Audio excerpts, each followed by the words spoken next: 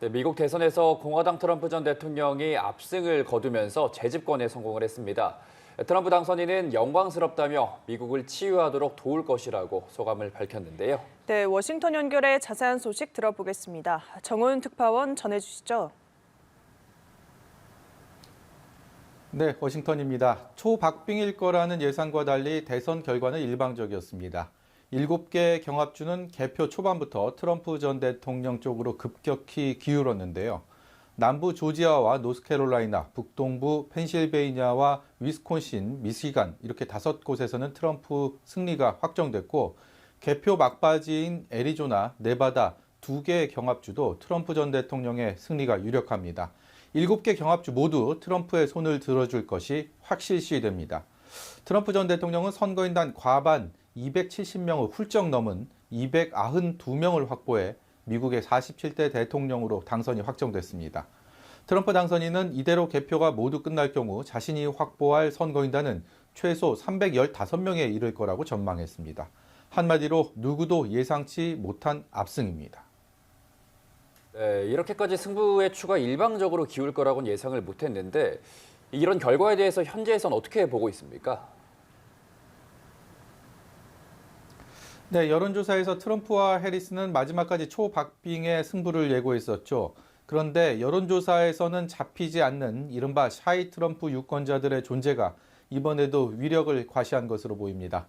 경제 문제도 빼놓을 수가 없을 텐데요. 미국 유권자들은 이번 선거에서 경제를 중요 이슈로 꼽았는데 바이든 정부에서 폭등한 물가에 대한 유권자들의 불만이 예상보다 컸고 이것이 트럼프 지지로 이어졌다는 분석이 나옵니다.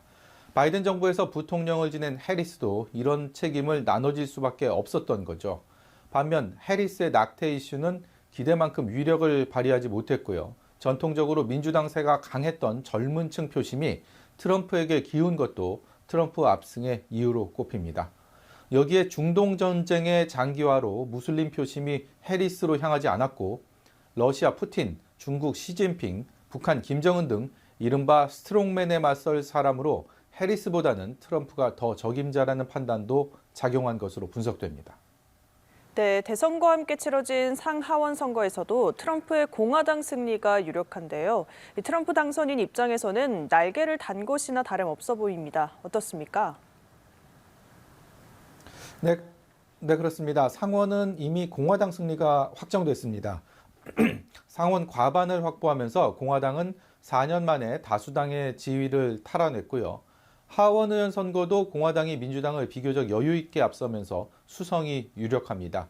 이렇게 될 경우 공화당은 행정부와 상하원을 모두 장악하게 될 텐데요. 의회는 법안 발의와 심의권을 독점하고 정부 예산을 심사 승인하는 하는 등 권한이 막강합니다. 그만큼 트럼프 집권 2기의 각종 정책을 빠르게 실행할 수 있다는 의미입니다. 당선인의 오늘 행보가 어떻게 될지도 궁금한데 한편 해리스 부통령은 패배 수락 연설에 나선다고요? 네, 트럼프 당선인은 승부의 추가 완전히 기울었던 대선 이튿날 새벽 플로리다의 지지자들 앞에서 승리 선언을 했는데요.